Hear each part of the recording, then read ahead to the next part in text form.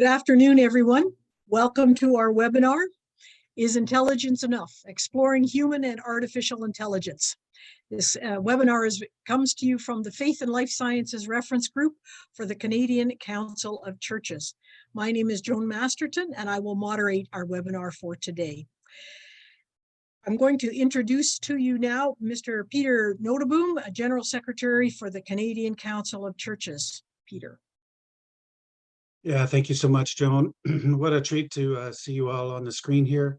Lots of names and friends and others too who I'm seeing for the first time. Really great to see the wonderful turnout and the interest in the topic. So welcome on behalf of the Canadian Council of Churches. You know, a webinar like this is possible because the Biotechnology Reference Group and the Faith and Life Sciences Reference Group now have been working on topics like this for 25 years. Lots of reflections, lots of work that continues to add to the experience of the folks who participate. And we're so very grateful for that. And so that when a topic like artificial intelligence comes along, there's a lot to build on. And I know that we'll benefit from that today. The Canadian Council of Churches responds to Christ's call for unity and peace. We seek Christ's truth with an affection for diversity and act in love through prayer, dialogue, and witness to the gospel. That's really the way we describe our work in the world here. In our membership, there are Anglican Lutheran, Eastern and Roman Catholic, Free Church and Evangelical, Eastern and Oriental Orthodox, and historic Protestant church traditions. And in their membership, something like 80 or 85% of Christians in Canada who say they belong to a church would be part of those members. So we're pleased to be a member-based organization serving our member churches, and through that, you. Yeah. Faith and Life Sciences is one among many tables of dialogue and action at the Council. There's a Faith and Witness table, a Justice and Peace or Social Justice table, an interfaith one, a Peace and Disarmament, intercultural leadership and learning. And so lots of tables of dialogue and action where we're trying to build a sustained conversation about the issues of the day. And this is one expression of that. So thank you again for joining us. Let me also say that we always acknowledge that we are on the land, the traditional territories of the First Nations, Métis and Inuit peoples of Canada. In our member churches, which are maybe in every community across Canada, all those member churches are together on their territories from sea to sea to sea.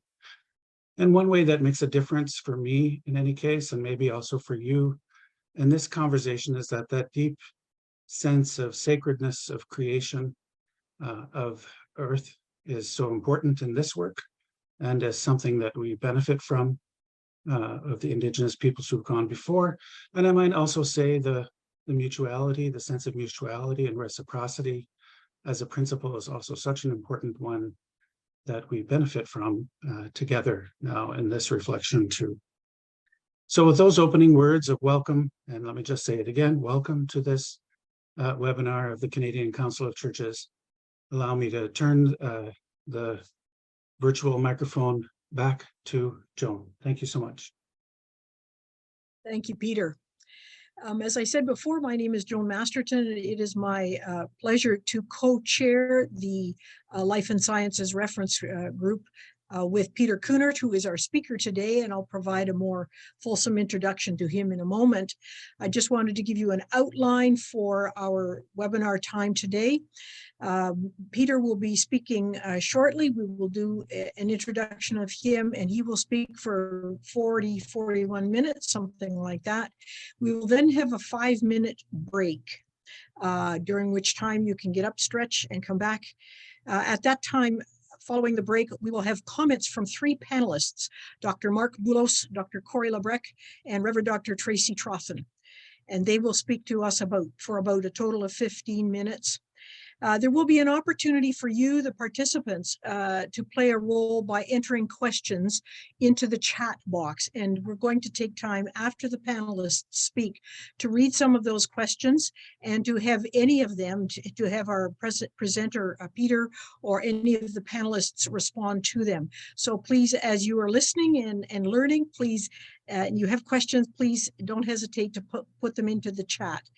You can also send them to Michael Buttry, who's one of the staff persons, and his email is buttry@councilofchurches.ca.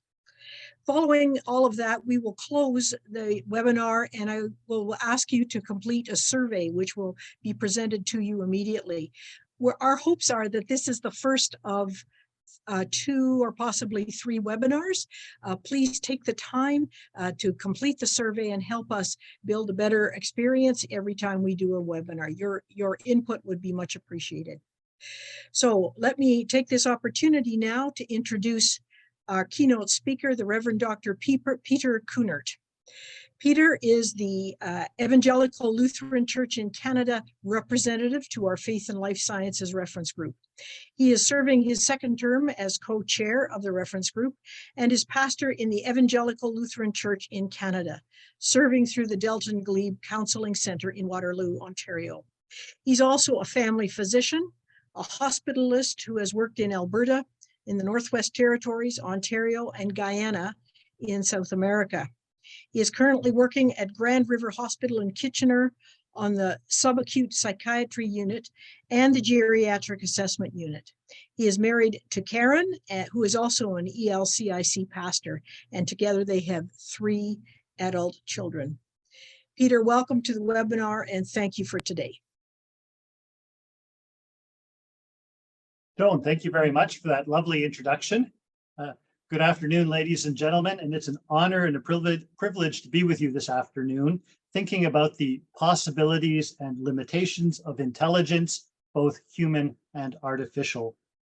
I am making presentation today from Kitchener-Waterloo, the traditional territory of the Haudenosaunee, the Anishinaabe, and the Attawandaron peoples.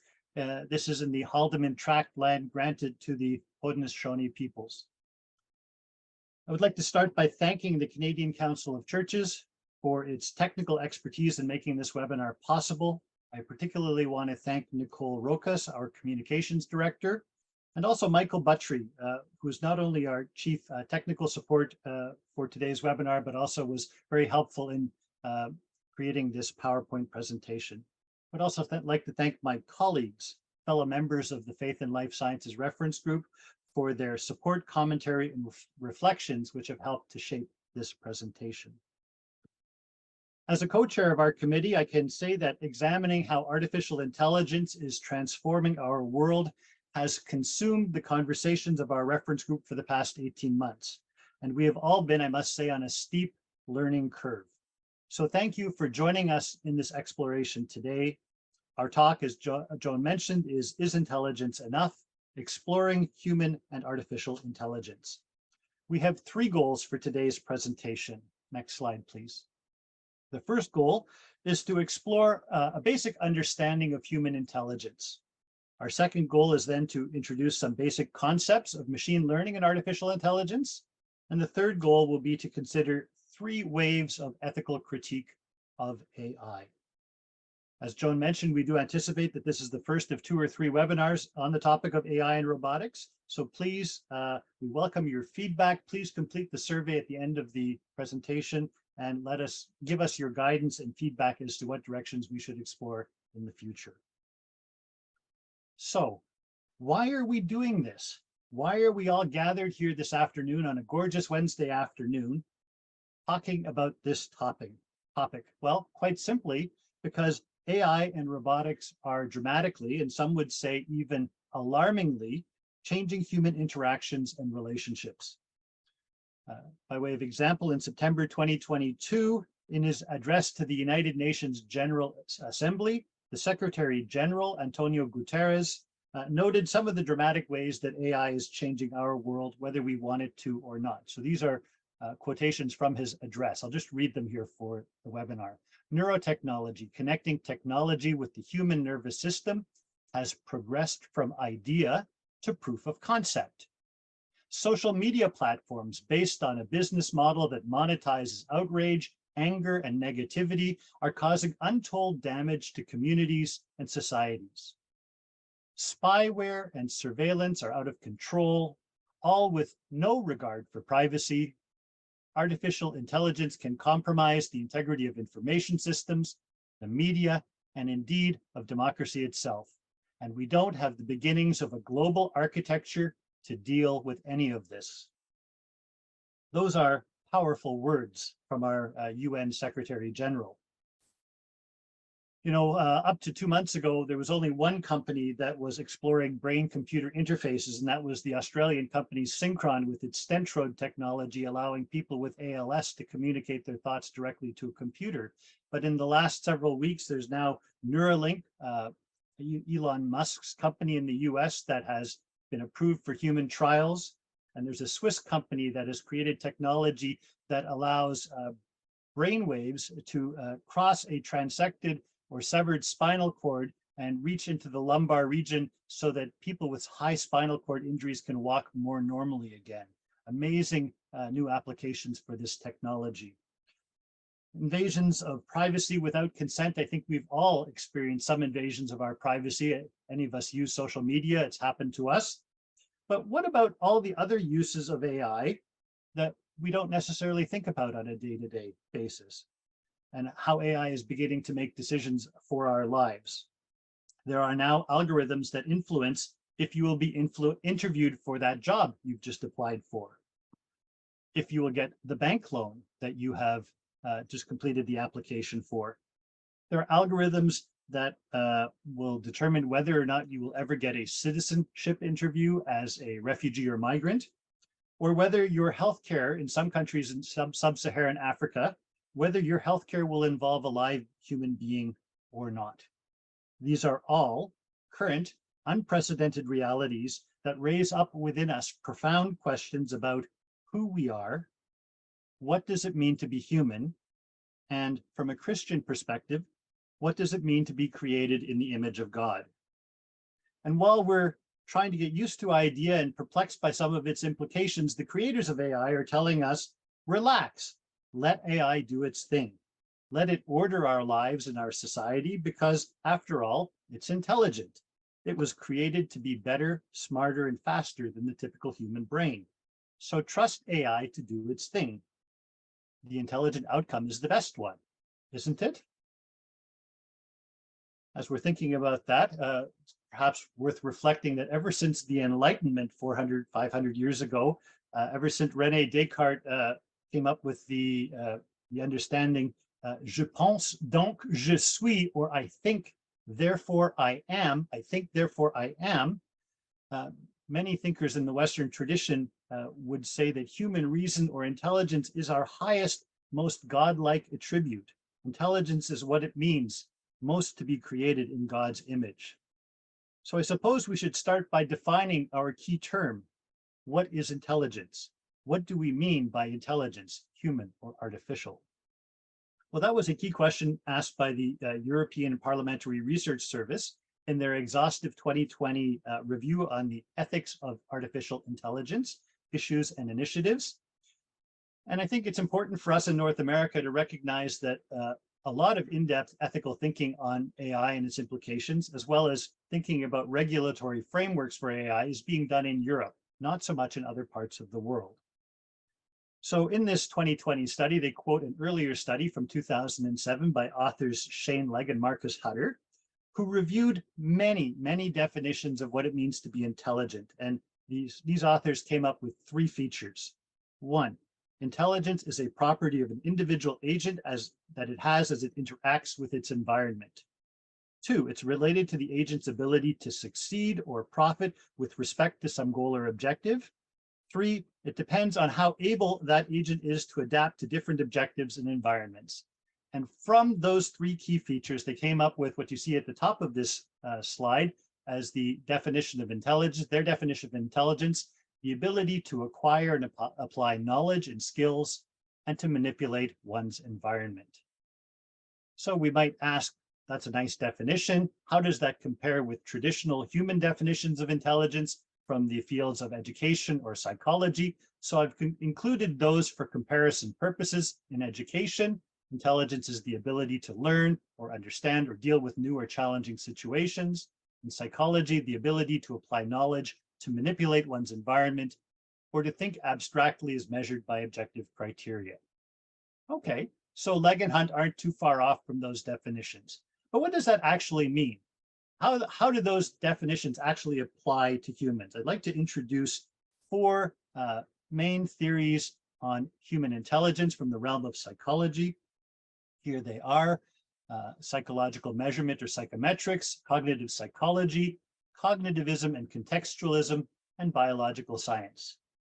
So psychometrics takes the view that intelligence is an attribute of an individual for which we can create standardized, reproducible, reliable tests, which create nice bell curves of responses, and we can easily then measure the intelligence of one individual or another.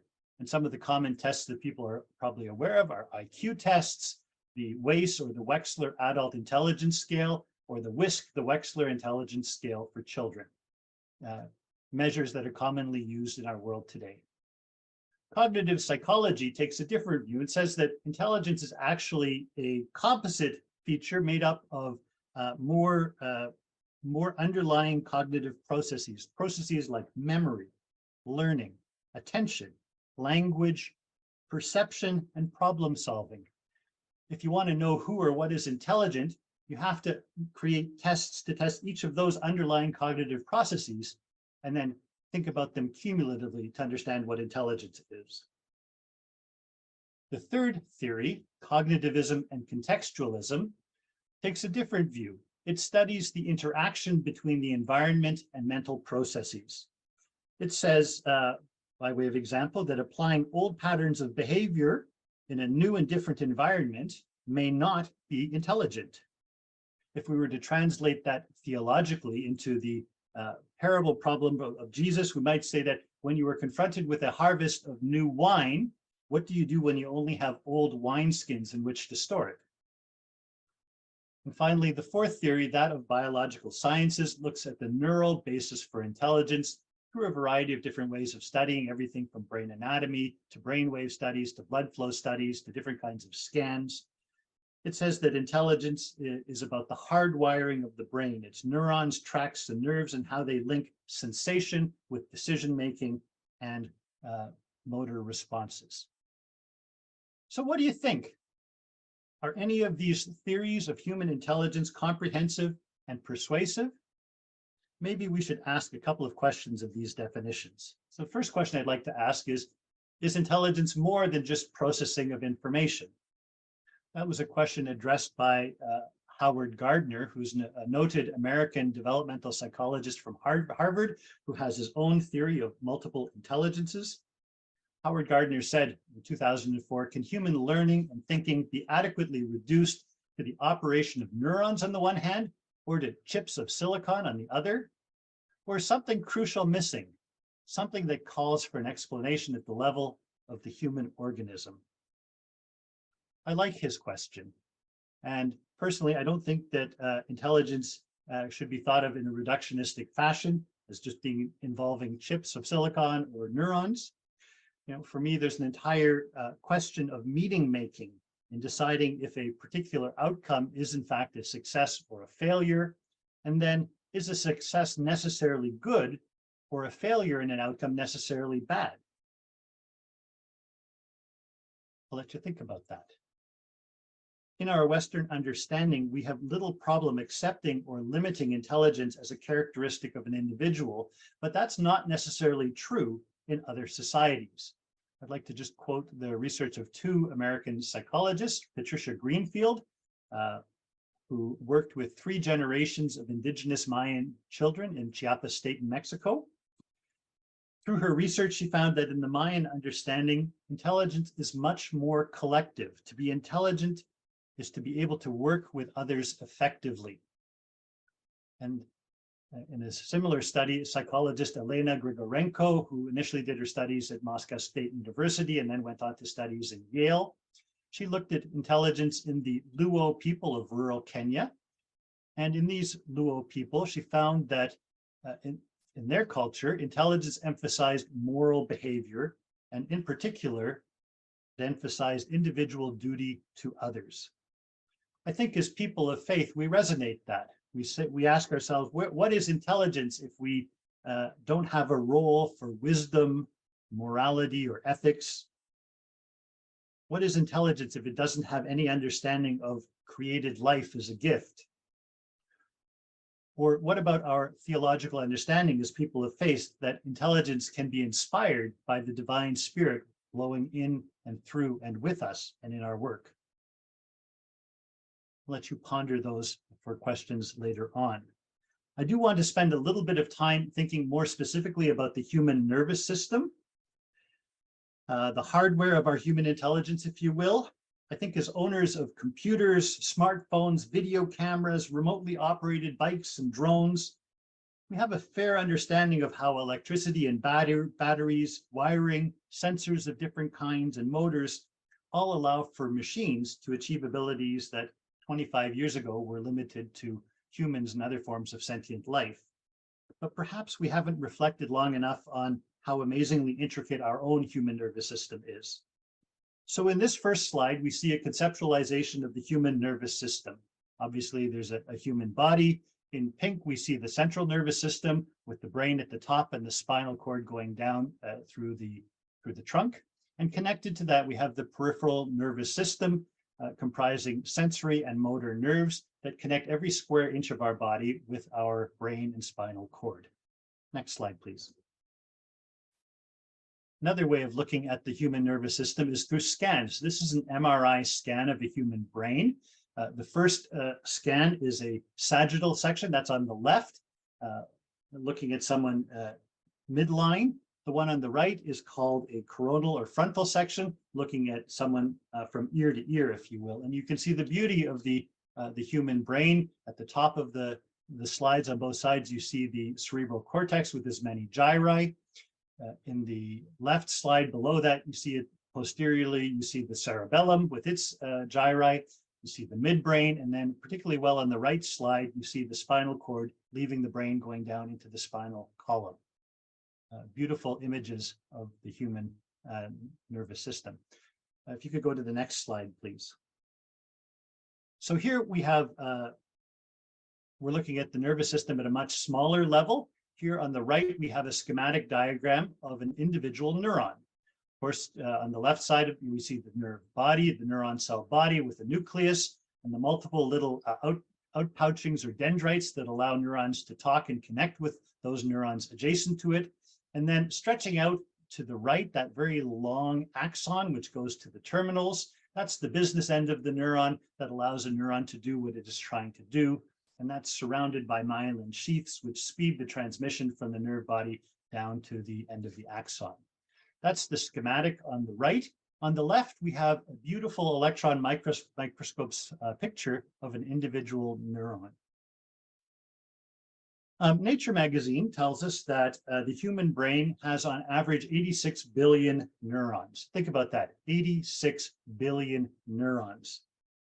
And Scientific American tells us that each neuron has about 15,000 individual connections or synapses with other neurons. So the typical human brain has on the order of 100 trillion connections. 100 trillion connections. Did you ever imagine that you were so internally connected? Now, that's a lot of connections, and there's a lot we don't know about our human nervous system. If you ask, well, what nervous system do we know everything about completely? You would have to go all the way down to the lowly roundworm, a roundworm called Caenorhabdites elegans. It's a 1 millimeter in length roundworm that lives in the temperate soil.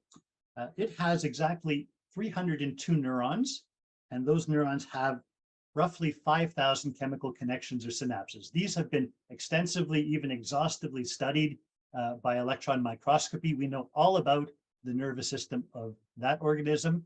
but so very little about our own human nervous system. Next slide, please. So this is a complicated slide that shows the cell membrane of a nerve cell or neuron, and it makes the point that the nerve cell is transversed by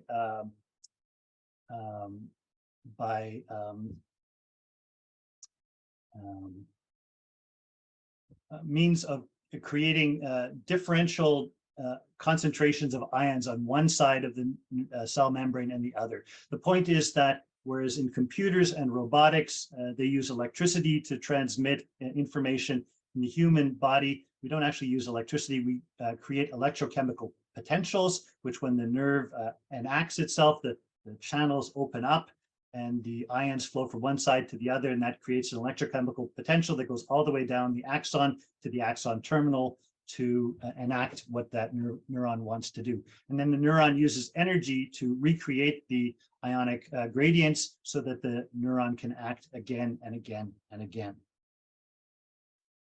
This all is a long explanation for things that we are doing all the time, all at once. I want to just slow down the process of our nerve system for a couple of minutes. I'm going to create an imaginary example. It was recently the Victoria Day weekend. Perhaps many of you gathered with multi-generations of family. You had children and grandchildren present. So perhaps something like this happened in your life. Saturday afternoon, all of a sudden, sound waves, pressure waves came through the air and caused vibrations in your eardrums. Those vibrations then spread to the small bones of your inner ear, converted to an electrochemical impulse, which was sent to the auditory cortex of your brain.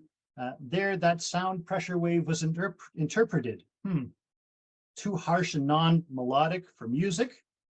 Okay, we recognize this as crying. And as we think about all the different kinds of crying we've heard, memory recalls that this is the sound of our 3-month-old granddaughter that she typically makes when she's quite unhappy.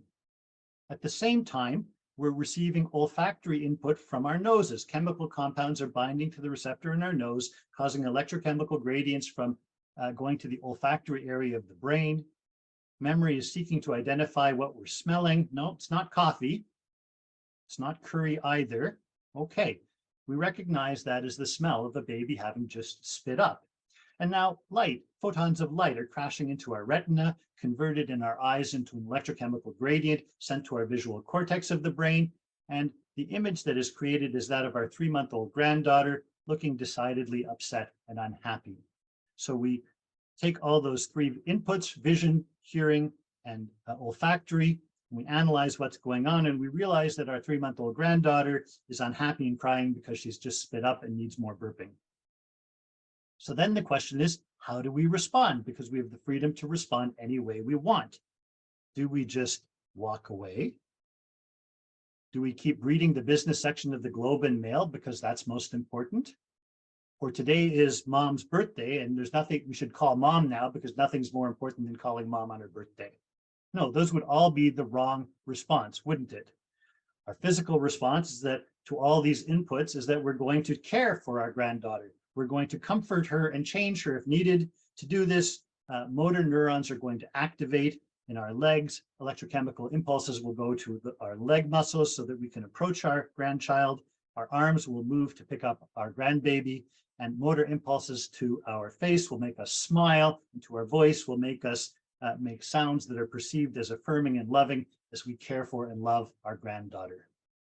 That's kind of a long explanation of trying to integrate how our nervous system works. It does this all near instantaneously with every passing microsecond, but thanks for letting me slow it down to give a better example. I want to take a moment now and shift away from human intelligence and think for a few minutes more specifically about artificial intelligence. Next slide, please, Michael. I want to talk for a moment specifically about narrow AI versus artificial general intelligence. Now, most of us are well familiar with different kinds of narrow AI, which is a computer program capable of usually of just doing one specific task. I initially thought of the Deep Blue chess computer created by IBM, which was able to defeat world champion Garry Kasparov in 1997. But other people thought about self-driving cars, Alexa, Siri, Fitbit. We are surrounded by narrow AI and use it regularly. Artificial general intelligence is a different kettle of fish. Some would say that it has not yet been enacted in reality, that it is still in our near or not so near future.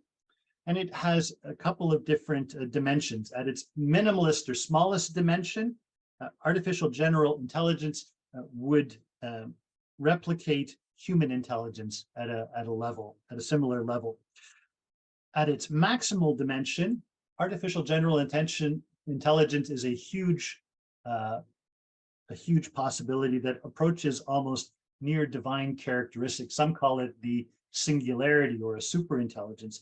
This would be an instance where a computer system or a robot has instant access to all human knowledge as recorded in all databases currently available. And we wonder what life would be like if there were a computer system that had such immense access. Next slide, please. Other terms that are important when you're thinking and talking about artificial intelligence and robotics: computer algorithms, machine learning, supervised and unsupervised. So when computer programmers try and harness the power of computers to solve complex real-world problems, they do it through the creation and use of computer algorithms. These are finite sequences of rigorous instructions used to solve a particular problem or perform a particular computation. Different algorithms can solve the same problem in different ways, and each algorithm will have different and unique advantages and disadvantages. And this is a common place where bias can enter into a computer system. We typically think of two kinds of bias: data bias and societal bias. We'll talk about that a little bit later on. Machine learning, on the other hand, is a term that applies to AI programs capable of learning and also to robots capable of adapting to their environment.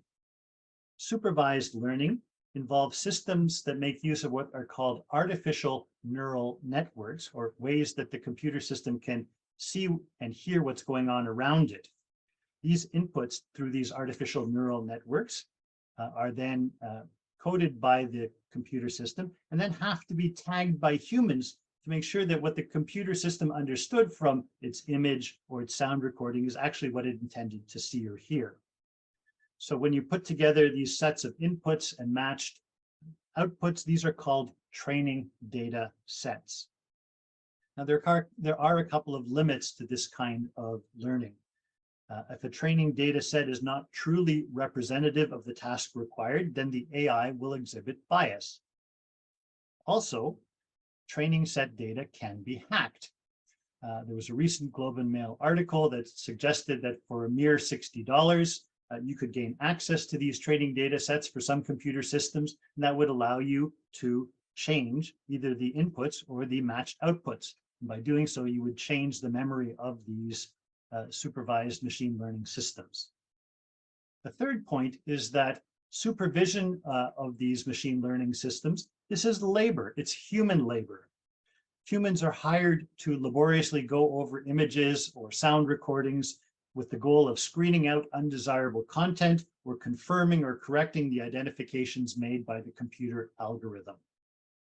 How many of you saw the recent Globe and Mail article? It's probably going back 3 or 4 months now, that highlighted the trauma experienced by human workers in Africa, men and women hired to supervise machine learning in algorithms used by the pornographic industry. The purpose of these training sets was to improve how these computer algorithms worked, but the workers were exposed to grotesque images for 8 hours a day, 5 days a week, and they were quickly becoming overwhelmed and traumatized by those experiences, leading many to quit their jobs and to seek psychological counseling and help. Terrible outcome. Now, unsupervised learning is different. This requires no human assistance. AI must figure out on its own how to solve a particular problem, and usually it does this through trial and error. This type of machine learning is especially challenging for humans to understand, particularly around why or how a program reached a particular conclusion. At this point, I want to go to our next slide, Michael. This is to talk about the Turing test. So the Turing test was created by British mathematician Alan Turing in the 50s. He was a code breaker during the Second World War and developed the Turing machine. This is the first computing machine that worked on the fundamental logical principles of the digital computer. And he was the co-creator of what was called the Church-Turing thesis, which suggested that everything humanly computable could also be computed by the Turing machine. And this is the Turing test. It is the inability of an observer, by asking a series of questions to both a computer or robot and to a human being, to distinguish one from the other. The implication of passing the Turing test is that if you can't tell the difference between the computer and the human, then the computer is as good as the human. In more recent years, this has been translated into theological terms by American Lutheran systematic theologian Phil Hefner, who used to teach at the University of Chicago and was director of the Zygon Center for Religion and Science in Chicago. He wrote a paper in 2012 titled "The Greatest Challenge: The Created Co-Creator Creates a Co-Creator." That's a mouthful, so I'll say it again. The created co-creator, human beings, creates a co-creator, robots or intelligent AI systems. He posits the Turing test in religious terms. He suggests that if you cannot tell a robot with machine learning from a human being, even though it's not a human being, does it achieve a human-like status? And as a being of human-like status, does the robot achieve human-like status before God? I'll let you think about that. Obviously, the creation of such powerful technologies has created a variety of calls for ethical regulation. Curiously, outside of Europe, there's been little call for a regulatory framework to limit or control the actual application of AI technology, except maybe in the last 3 or 4 months with the development of ChatGPT. This development seems to have spurred more recent conversations in North America about a possible need to regulate AI. Next slide, please. So Carly Kine is a human rights lawyer and the executive director of the Ada Lovelace Institute in the United Kingdom. This is an independent research institute that is dedicated to ensuring that AI and data work for people and for society. Carly Kine posited 3 waves of ethical critique of AI. The first wave, she said, is mostly a philosophical level of critique. These are calls for AI ethics. The second wave critiqued AI as a black box that came up with decisions that nobody could understand, and in particular looks at the problem of biased code and biased algorithms.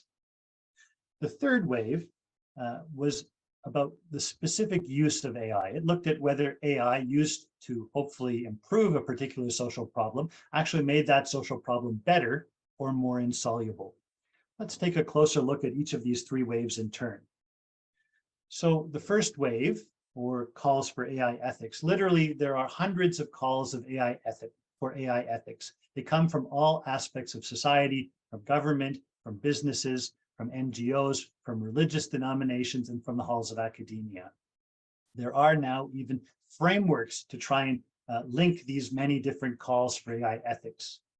Obviously, we can't look at all of them today, so I just want to highlight 2, the 2017 Montreal Declaration and the 2020 Rome Call for AI Ethics. Next slide, please. So the Montreal Declaration is more formally called the Montreal Declaration for a Responsible Development of AI Principles. It is an initiative of the University of Montreal and was announced in November 2017 at the conclusion of the Forum on the Socially Responsible Development of AI. It is internationally recognized as one of the very first calls for AI ethics and continues to be highlighted in that fashion. The declaration lists 10 values or ethical principles for the responsible development of AI. They're listed here. We'll quickly go through them. AI should lead to well-being. It should respect autonomy. It should protect privacy and intimacy. It should lead to solidarity, meaning it shouldn't threaten bonds among peoples and between generations. It should allow for greater democratic participation. It should lead to equity, meaning contributing to a just and equitable society. should allow for diversity inclusion. It should show prudence, meaning it should anticipate adverse possible outcomes and work to mitigate them in advance. It should be responsible, and it should lead to sustainable development. And I think we can all agree that these 10 principles are excellent values or ethical principles on which to develop responsible AI. I do want to look at one of these principles in a little bit more detail, because the details are a little bit concerning. This is the number 9, the responsibility principle. And we'll just highlight 2 of the bullet points 3 and 5. And I'll read those. Number 3, the decision to kill must always be made by human beings, and responsibility for this decision must not be transferred to an artificial intelligence system. And number 5, when damage or harm has been inflicted by an artificial intelligence system, and the artificial intelligence system is proved to be reliable and to be used as intended, it's not reasonable to place blame on the people involved in its development or use. Did it just get dark in here? I thought we were just talking about 10 principles for the enlightened, responsible use of AI. Now suddenly we're talking about how AI systems are being used to harm or kill people, and who's responsible? Is it the hardware? Is it the people who developed it, or the people who used it as intended who had the negative outcome? I'll let you think about that. We could move on to the next slide, please. So in 2020, the Roman Catholic Church, the largest Christian denomination globally, set out a Rome call for AI ethics. The intent of this was to promote a sense of shared responsibility between government, business institutions, and international organizations. Invited to this call setting out this call was the Pontifical Academy for Life. Invited to the call were organizations like IBM and Microsoft, the United Nations Food and Agricultural Organization, and the Italian Ministry for Innovation. The goal of this Rome call was to work for a future in which digital innovation and technological progress grant humanity its centrality. And it looked to have impact in 3 areas. In the area of ethics, and through this consultation, they did come up with a new term about algorithm ethics. They called them algorethics. In the area of education, in the area of rights, both human and environmental. And at the end of the gathering, they listed 6 principles that they thought were important for the safe and ethical development of AI. Those principles being transparency, inclusion, accountability, impartiality, reliability, and security and privacy. Again, laudable ethical principles for the safe and responsible development of AI. We did have 2 Canadian Catholic theologians in attendance at this gathering. One was Dr. Moira McQueen from the Canadian Catholic Bioethics Institute. Dr. McQueen is a professor of moral theology at TST, and she's also a former co-chair of our Faith and Life Sciences reference group. Dr. McQueen, as she was explaining to us about the Rome call and her involvement, noted that it was important for this gathering that AI not just be about profit and not just be about replacing people with machines. The second Canadian Catholic theologian who attended was Dr. Corey Lebrecq from the University of Laval, who's with us as a panelist today. In talking to us about his involvement, Dr. Lebrecq quoted from the papal encyclical Caritas in Verite, which notes that technology is seen as a response to God's command to till and keep the land from Genesis 2, chapter 2, verse 15. And that in the Catholic tradition, this understanding helps to reinforce a covenant between humanity and the environment. Perhaps Dr. Lebrecq will talk to us more about this in his response to today's talk. I'd like to now turn to second wave critiques of AI. And this, again, looks at bias in AI and machine learning. We've talked about 2 kinds of bias: algorithmic bias or data bias caused by algorithms being trained by improper or biased data, and then societal bias, where programmers unconsciously include their own societal biases in their algorithms. Next slide, please. So there are databases created by different organizations to look at the problem of bias in AI. This database is from Montreal. It is at the Montreal AI Ethics Institute. the same people at the University of Montreal who brought us the Montreal Declaration. They have created this database which indexes the collective history of harms or near harms realized in the real world by the deployment of AI systems. And like similar databases in aviation and computer security, the point of the database is to learn from experience so we can prevent or mitigate future bad outcomes.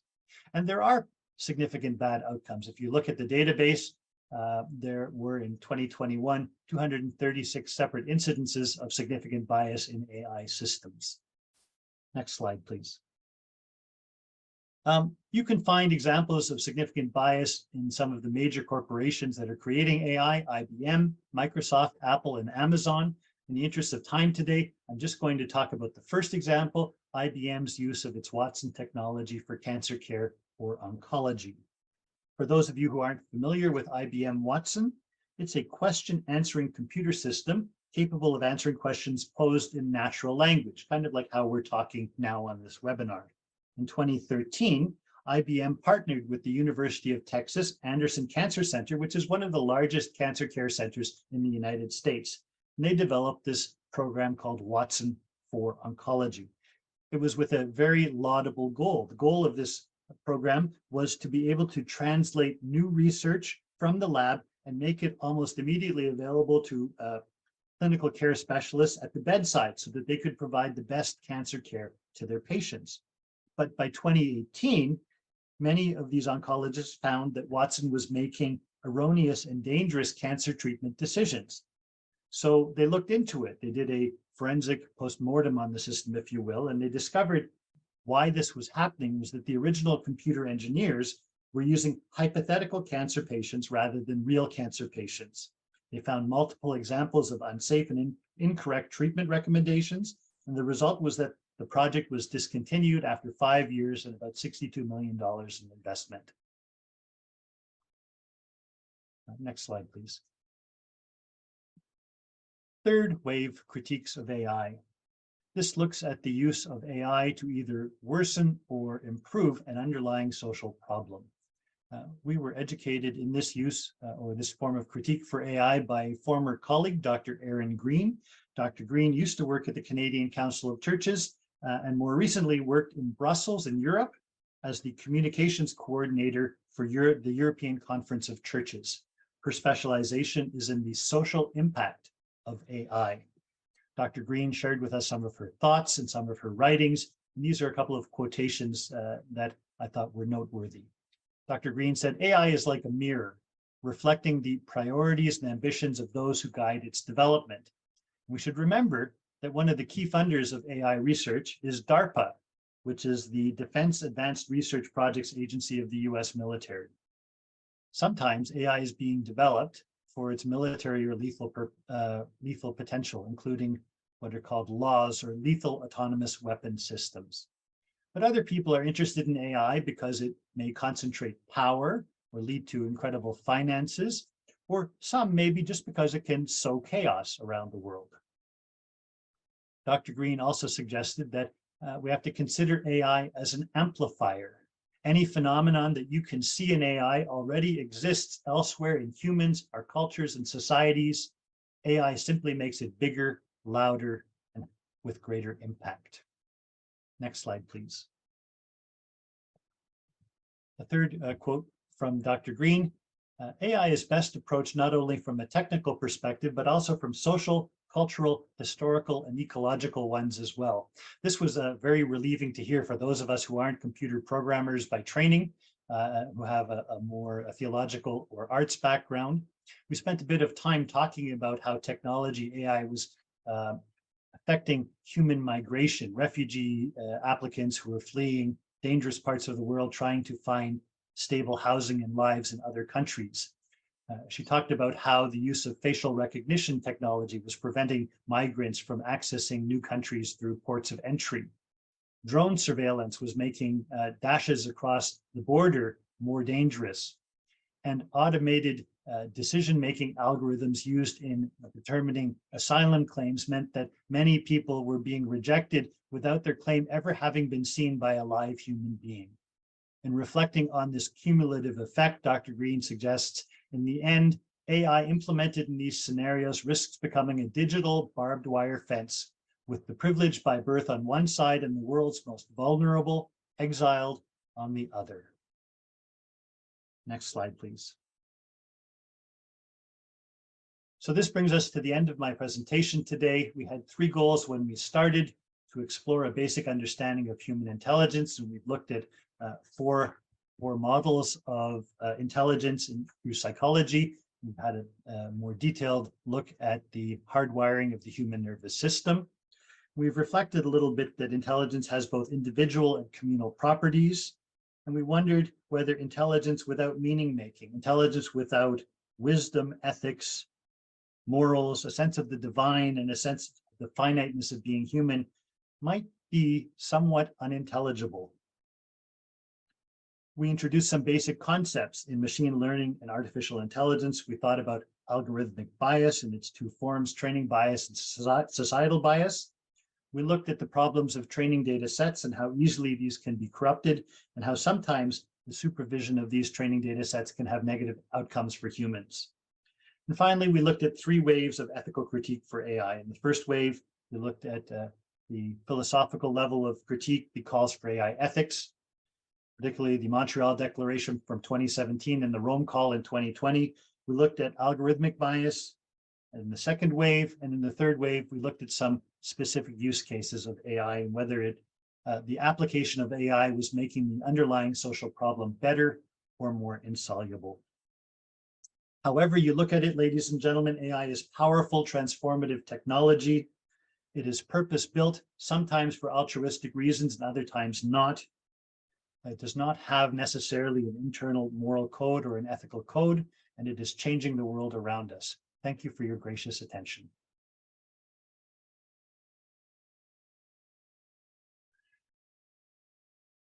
Thank you, Peter. That was an excellent presentation.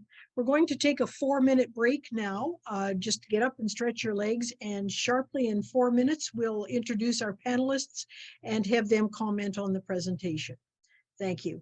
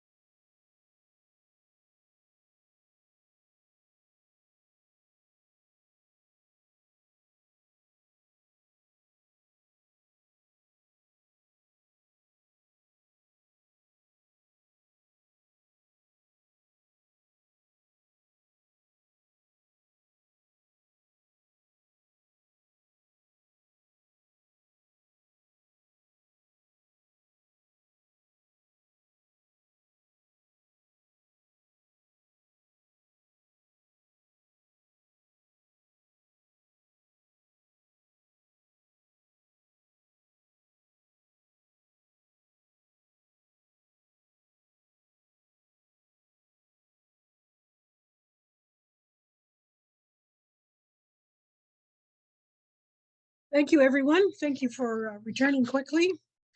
I'd like now to take a moment and introduce our three panelists. Dr. Mark Boulos is a representative of the Coptic Orthodox Church of Canada. Mark is an associate professor and staff neurologist at the University of Toronto and staff neurologist at the U of T and Sunnybrook Health Sciences Center. He's also a general steward of church services at St. Mark's Coptic Orthodox Church and Cathedral in Toronto. Dr. Corey Lebrec is a representative from the Canadian Conference of Catholic Bishops. Corey is professor of theological ethics and bioethics, director of graduate studies in theology, and vice dean of the Faculty of Theology and Religious Studies at the Université Laval in Quebec City. And finally, we have Reverend Dr. Tracy Trothan, a representative of the United Church of Canada. Tracy is professor of ethics and a spiritual health supervisor educator through the Canadian Association for Spiritual Care, and a professor jointly appointed to the School of Religion and the School of Rehabilitation Therapy at Queen's University. So welcome to each of our panelists. Thank you for being with us today. And Mark, I would ask you to begin. Yeah, thank you very much for the very kind invitation and opportunity to speak. And thank you, Peter, really for the outstanding presentation today. I think this is a very exciting time for the medical field. I'm going to focus more on the medical field and its interaction with Christianity in this regard of AI. It's very exciting. You know, tonight I'm going to spend maybe an hour or two, maybe a couple hours reviewing charts, looking at patient results, just to keep up to date with all my patients and everything that's been, that's put to my inbox on our electronic medical record system.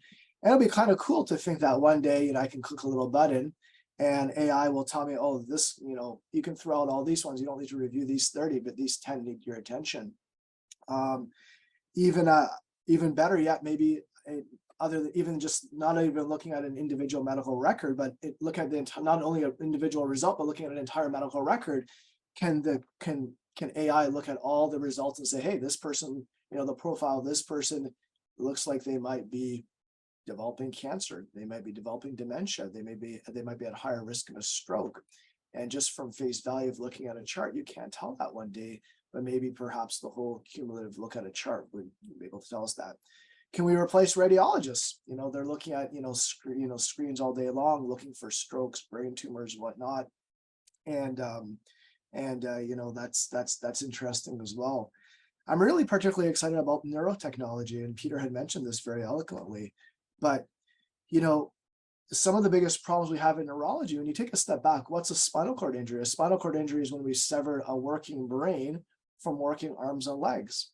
The cord is damaged, but in fact, it's really like a connection that's been disconnected. But in fact, the legs and the arms are still working, and other processes in the body are still working. And with this really advanced neurotechnology aided through AI, can we potentially get the arms and legs to work again? And I think you might have seen on the news, and it's been pretty exciting. I just saw this past week, I think it was on the BBC, some researchers, I can't remember where they were based out of now, but they got someone's arms and legs, so they got someone to be able to walk again after a devastating spinal cord injury. I'm a stroke neurologist by training.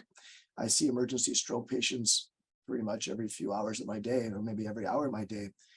And in the stroke, the brain is damaged, but the arms and legs are still potentially working. And there's lots of long-term side effects from having this disconnection between the brain and working limbs.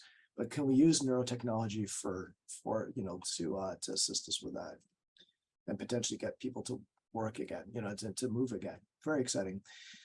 But of course, with all this excitement comes a lot of thoughts of concerns. One thought is, will this technology always be accurate? We saw the Watson and IBM example of great concern in oncology. Can it miss things? Peter nicely outlined definitions of intelligence. Do I trust the diagnosis made by an AI system? Doctors and other healthcare professionals, we spend more than a decade in training, learning the nuances, and I'm sure AI can help, but can it be an exclusive tool to work on its own? Another thing is, how would you like it? This is a message from Sunnybrook Health Sciences Center. The AI system working with doctors so-and-so has detected that you may have, and fill in the diagnosis, right? Is that a way? How could the delivery of these things, and it will always need I believe, a human touch there to deliver news. We can't just do it in an automated fashion like that.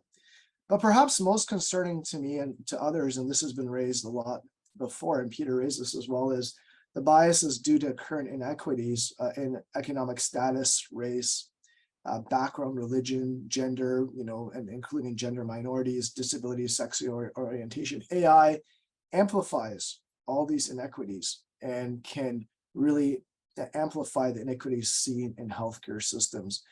This was concern actually, the concern was of bias in this regard was raised by Harvard researchers. It's called an algorithmic bias. And this bias is actually pretty difficult to eliminate because it can occur at every stage of the analysis of an AI process, from study design, data collection, data entry and cleaning, how you choose your algorithm, how do you model your algorithm, how do you implement and disseminate your results. So this is a major issue. And, again, there's been a lot of thought given to this, particularly how can we regulate this in a way? And, it looks like every single stage needs to be monitored very carefully when we use these AI processes to ensure that bias is not subconsciously put in. Another concern is who's regulating this technology. It needs to be regulated, and it probably will be regulated in the near future. But is it being regulated, and who's doing the regulations? Because if you choose the biggest players in the field like Google and Apple and these other very large companies that are pushing this technology forward, and you can argue that, hey, they know the most about this technology, but are they the ones have the best interest for public good and for upholding the important Christian morals? Is that could be the most ethical way to have the largest, perhaps most advanced in this field, those largest companies regulate this? I mean, I would say in conclusion that AI will play a very important role in our lives in the very near future and in the medical field particularly. However, I would see this as more of a tool. I would propose that this would be more of a tool that would facilitate the work of healthcare workers and providers rather than being a standalone tool. And, the oversight of trained humans will always need. And perhaps the most important, especially tying this back to a Christian touch, is that the love, the support, the communication, all of these things can't be replaced by AI. And as I'm sure there's many physicians and other healthcare workers in the audience today, that's what we spend most of our time on. It's not about running into a room and saying, hey buddy, you got high blood pressure, you're at risk of a stroke, or you've had a stroke, this is what we're going to do. In some ways, the decisions around medical decisions and around this, communicating risks, around communicating treatment options and so on, a machine can do, but the delivery of that will always need that Christian human touch to be done well and to be done in its utmost. So thank you so much for the opportunity. Thank you, Mark. That was excellent. I'm going to move on to Corey now. Dr. Corey Lebrecq. Thank you, Joan. So first, my gratitude to the Faith and Life Sciences Reference Group for providing a forum of discussion on this topic and on so many important ones over these last many years. I think not a few theologians, ethicists, and scientists want to be talking about the ethical implications of AI and other pressing issues in medicine, biotechnology, and the environment, and they usually can find a place to do so in the ivory tower. But laypersons, pastors, and people of faith across the board, many of whom are not academics, are also yearning for these conversations. And so I'm a great champion of those who make these kinds of open venues accessible to all. Again, thank you. A wonderfully nuanced presentation here, Peter, that I think invites us to think or rethink, what we mean when we talk about intelligence. So in my field, in theological bioethics, we see this time and again, advances in technology and in medicine that force us back to the drawing board, so to speak, to reflect on basic concepts, right? Intelligence, dignity, vulnerability, concepts that we thought we already had a good grasp of.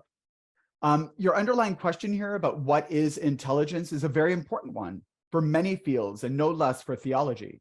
And some of the great voices in Christian history, I think here of Augustine, I think of John of Damascus, for instance, understood our being made in the image and likeness of God as somehow being linked to intelligence and our capacity to think, as you mentioned, Peter. The idea of intelligent machines or thinking machines or systems ought to give us pause, I think. I wouldn't argue that intelligent machines are sealed with God's image simply because they are intelligent, but there is something worth reflecting, right, on when we step back and see the bigger picture of human beings made in the image of God and machines in turn made in the image of humankind. There is at least a thread that ties our innovations like machines to God as creator par excellence. So wondering whether non-human entities can be intelligent is not new, of course. And I think here of parallel and ongoing conversations that we have about intelligence in, say, non-human animals, right? Indeed, for some, the possession of some degree of intelligence ought to translate to heightened ethical, perhaps even legal consideration, even if the intelligent being in question is not human. So think here of, enduring debates in animal rights. The bioethicist Peter Singer argues that if the demand for equality were based on the actual equality of all human beings, we would have to stop demanding equality, he says. It would be an unjustifiable demand. Like it or not, we must face the fact that humans come in different shapes and sizes, come with different moral capacities, different intellectual abilities, differing amounts of benevolent feeling and sensibility to the needs of others, differing abilities to communicate effectively, and different capacities to experience pleasure and pain. So why then, he says, ought we to treat different humans as equals, but that the buck stops there when it comes to the way we ought to relate to other beings like non-human animals? The question becomes, where do we draw the line? And maybe more importantly, who is doing the drawing to begin with, right? The same goes, I think, for machines, and questions now rising about whether rights should be bestowed on, say, certain kinds of autonomous, intelligent robots, and not just that, but also whether they should be held accountable for the decisions they make that Peter referenced in light of the Montreal Declaration. And so AI has resurfaced some of these discussions about what the criteria might be in order for us to consider the interests of other beings like animals and now like machines, robots, AI-run systems, or to include these in the broader category of personhood. I conclude here by turning the page quickly to bring to the fore a rather basic tenet, I think, in Christian theological reflections on technology. For the church, capital C, technology of whatever form must have the good of human beings and the whole of the human family at its heart, right? Must be an expression of stewardship and service, must contribute to genuine progress, that is, progress that will lead human beings to exercise a wider solidarity and to the opening of oneself more freely to others, must respect the inherent dignity of human beings in all natural environments. The Rome call for AI ethics underlines this, and must recognize the delicate complexity of ecosystems and the relational interdependencies spelled out within them. I think technology is meant to serve and to assist humankind. And if the tables turn and we find ourselves serving or enslaved in some way to the technology which we have developed, or using technology to oppress, or if we're being replaced by it in an unacceptable way, a mouthful, I realize, or if our over-reliance on technology amounts to the shirking of human moral responsibility and accountability, leading to a surrendering of our co-creatorship with God, then something has gone terribly wrong. Right? The church is enthusiastic about technological innovation, about the many promises that have been laid for AI. But that enthusiasm is, and I think must always be tempered with constructive prudence and vigilance. And I'll leave my comments there. Thank you. Thank you, Corey. And now Reverend Dr. Tracy Trothan. Thank you very much. Delighted to be here. My apologies for if I've appeared to be resting my eyes at points. Been listening intently, but I am struggling against a pretty strong virus right now. Now, if AI could help us with that, that would be great. And who knows, maybe it will be able to at some point. First of all, Peter, what a wonderful presentation. You covered so much ground. You addressed so many important points that we need to be paying careful attention to. And the question of intelligence and what it means to be human are profoundly theological questions too. One of the points that you made that really struck me is about the communal dimension of intelligence. I loved your example of the indigenous Mayan culture and looking at their consideration of intelligence as being more collective and more communal than what we tend to think of intelligence in our modern day Western world. So theologically, community is key to who we are. And I've been thinking a lot about that lately and what it might mean to AI. When we look at AI ethics, for example, we hear a lot of concern in the media about privacy and surveillance, which are very important issues, but tend to have a starting point in individual rights. And individual rights are indeed important again, but they're not the whole story. So I wonder what the conversation about AI ethics would look like theologically if we shift it to starting with community instead of the individual. I suspect that we'd be much more interested in ways that we might use AI for good, to benefit us collectively, communally, and raising up concerns that have been rather countercultural about people living on the social margins. But that would require a great deal of intentionality and focus. So how do we get our voices into the public square more when we're talking about that whole matter of regulation and governance of AI? I think it's just so important that theological voices be heard in this conversation socially.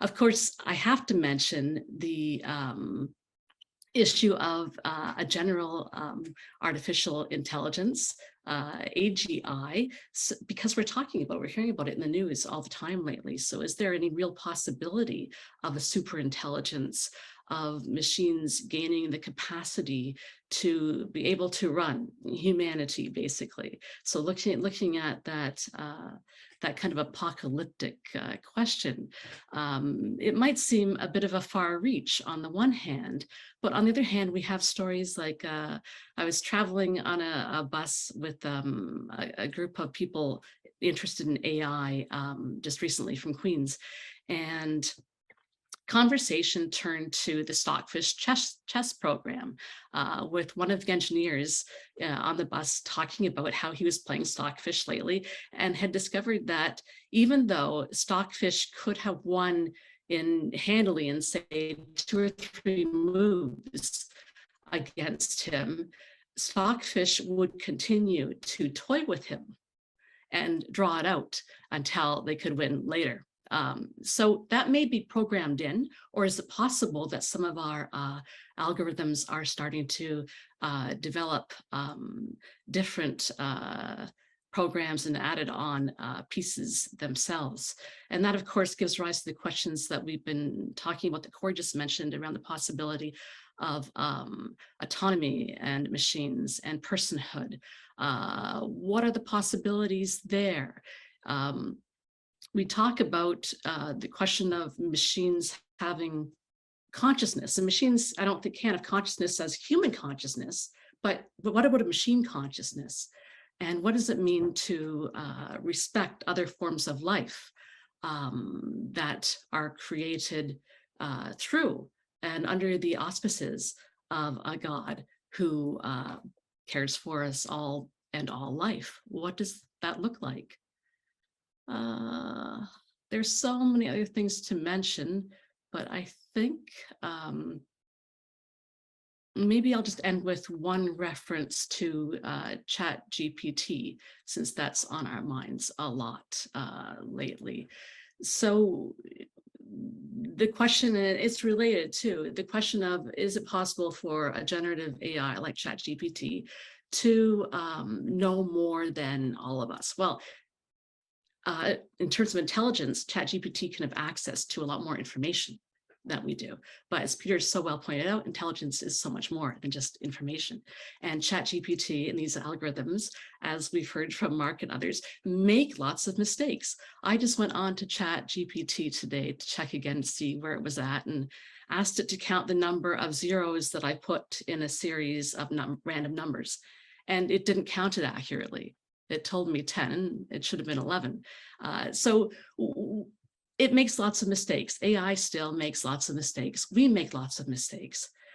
So what are the implications of mistake making and our expectations around mistakes? And I'll leave it there for now. Thank you all so much. Thank you, Tracy. That's very good. Thank you, panelists. We very much appreciate your comments. There have been a number of questions that have come in on our chat line, and I would, if you have questions, I would invite you to share them in the chat.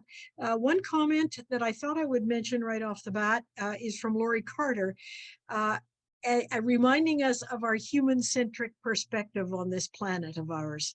Should we not also recognize that the plant world demonstrates intelligent decision-making and capacity to support others, including other families of plant life?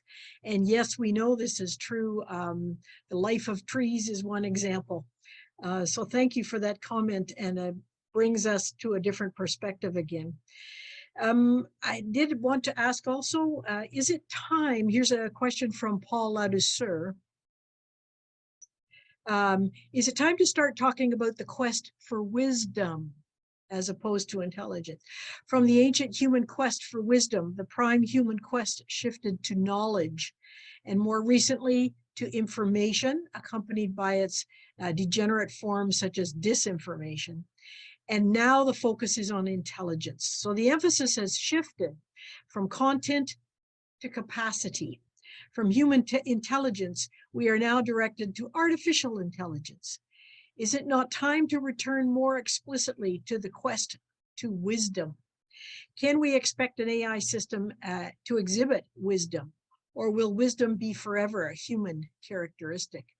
I would invite a response to that question from Peter or any of our panelists.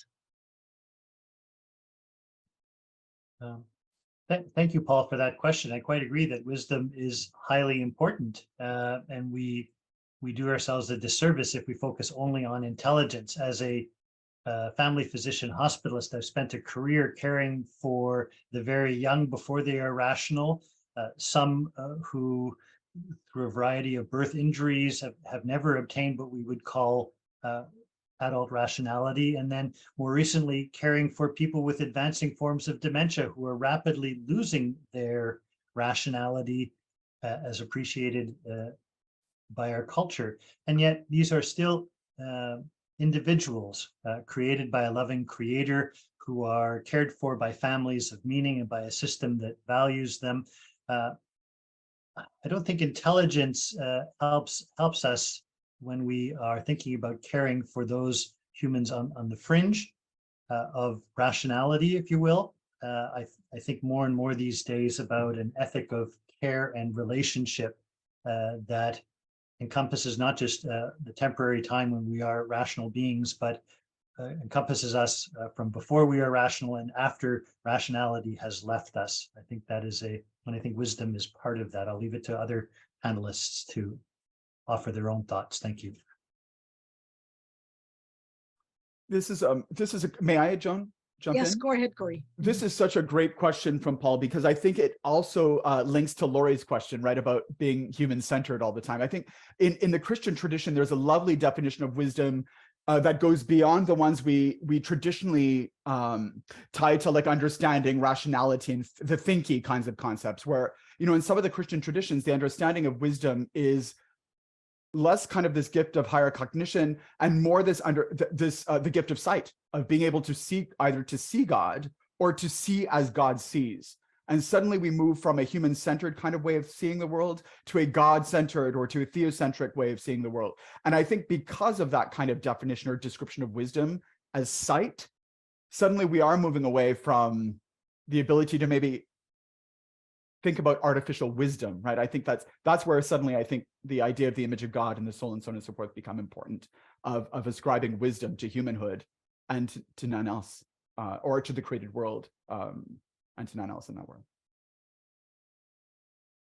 I would just add a brief word about, yeah, I echo all those points, and to underscore that the danger of prizing rational thought and information knowledge as the highest form of intelligence is looming large right now. And we do risk amplifying the priority that we're placing on that at the expense of wisdom, again, and prudence.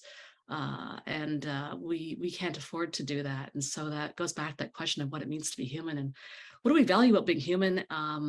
And does being human extend to an inherent deep respect for all other forms of life as well? Yeah, and I would just say from like a biblical point of view, the Bible writes a lot about wisdom, not really about intelligence. In fact, intelligence is often put off to the side as being not really a close connection with God. So just kind of, that's a beautiful point, Paul, that you raise, and to always remember our roots in wisdom and being close with God. Thank you, panelists. Eric Bjorgen has asked a question, and at the bottom he says, full disclosure, ChatGPT wrote this question. I love the sense of humor. Considering the potential for artificial general intelligence, and Tracy, you were talking to that, to process vast amounts of data and adhere to predefined ethical guidelines, do you believe there is a possibility for AGI to surpass human capabilities in certain ethical dimensions? And if so, what are the implications and challenges associated with AGI potentially being more ethical than humans? Any comments from our panelists? I'm happy to jump in, or Peter, please. Please go ahead, Corey. I'm happy to jump in here because I think right now, and certainly we heard this from Peter's presentation as well, where we are right now, that is certainly not the case, right? That we have to remember that behind AI are human developers that harness their own biases, and often these biases become are translated into algorithms and programming. Just as a quick aside, one of my colleagues recently wrote to me using a ChatGPT, as Tracy was just talking about, and he said, Corey, I put in, and you may have seen this, it's been publicized in the media, but he said something like, I just to test the waters, as it were, I put a joke into ChatGPT. He himself is Hindu, and he wrote, tell me a joke about Krishna, as you know, one of the adored, right, in Hinduism. And of course, ChatGPT did produce a joke on Krishna that I prefer not to read. And then he wrote, now tell me a joke about Muhammad, the great prophet of Islam. And ChatGPT wrote, I'm sorry, but I'm not programmed to make jokes about religious figures, as it may be offensive. He did the same thing with Jesus, and ChatGPT wrote the same kind of thing. That could be offensive, so that's going to be a no. So there are these biases that might seem simplistic, but it's actually quite broad as an interesting bias that's been assimilated into the programming. I'm not sure that we can ever think of a super ethical system if it can be traced to humanhood at the end, right? I think ethics comes back down to the question of wisdom, which goes way beyond just the application of rote knowledge. Any other comments? So Peter, coming back to your initial example, thinking of third wave critique, perhaps whether the baby gets picked up by the AI robot after the baby throws up actually depends on the initial value the algorithm programmer would place on comforting the child over learning from the globe and mail, or consequences from parents. How might we compassion code? Can we get that far? That's a great question. You know, as I don't know how many of you grew up reading Isaac Asimov, who in his writings going back, I think, to the 30s or 40s, was talking about laws of, you know, the three fundamental laws of robotics. And then there was a fourth law, you know, AI systems and robots can't harm humans. AI systems robots must do the things that they are programmed to do, so long as they don't harm humans. AI systems can't harm themselves, provided that they follow the first two laws. And then the zeroth law, which was AI systems and robots can't do anything to harm humanity or end humanity in the world. These, you know, growing up reading about AI in the future, was tremendously comforting to think that there was an internal code, a compassion code, or at least a non-destruct code programmed into AI systems or robotic systems. But turns out nobody has done that, right? No, there's no generally agreed upon robotic code. These laws of robotics are a nice idea, but AI is purpose-driven, right? I think unless humanity insists on some kind of a compassion code, that's a great frame or phrase, it's not going to happen. People are going to continue to create AI that helps concentrate whatever is important to the creators, as I said earlier: wealth, power, control, chaos. And that could be a very dangerous world. So to have a code for compassion, an agreed upon code, and someone to regulate it would probably be wise. Thank you. Thank you. I'm going to squeeze in one more question before we close, from Dr. Manoj Kurian. So thank you, Manoj, for joining us. The interface of science and faith is vital for us to live in an informed and sustainable and safe manner. Thank you for this webinar. 2 remarks for your comments. How do we deal with the interface between truth and facts? And is the anthropocentric approach of humanity the root of our current challenges? And the earlier reference to plants, I think,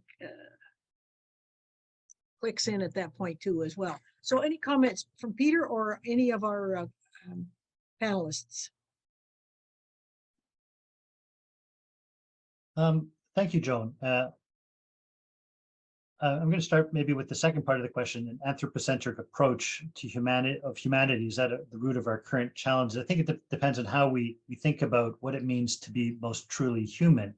From my seminary training, I think about the image of a cruciform life. You know, that if we strive as people of faith, Christians, to live a cruciform life, we are rooted in the soil of the earth, in creation, right? Our hands on the cross are outstretched to all of humanity, and our head is towards God, the creator of all, right? If we think about ourselves in an eternal relationship with creation, humanity, and God, I think that might be a helpful image to guide how we create some of these very transformative technologies. Maybe I'll leave an opportunity for other panelists to share their own thoughts.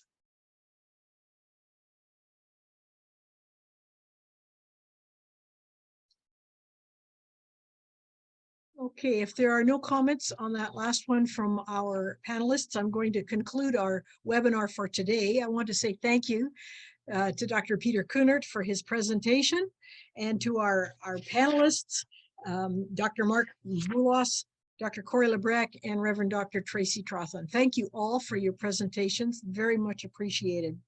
I want to remind us all that there will be a survey at the end of this webinar, and I would please ask you to respond to it. Help us to improve for the next one.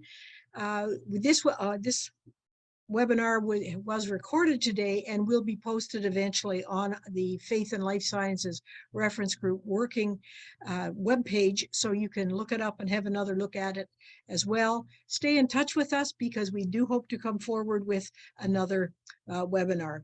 So thank you to all, and have a good day.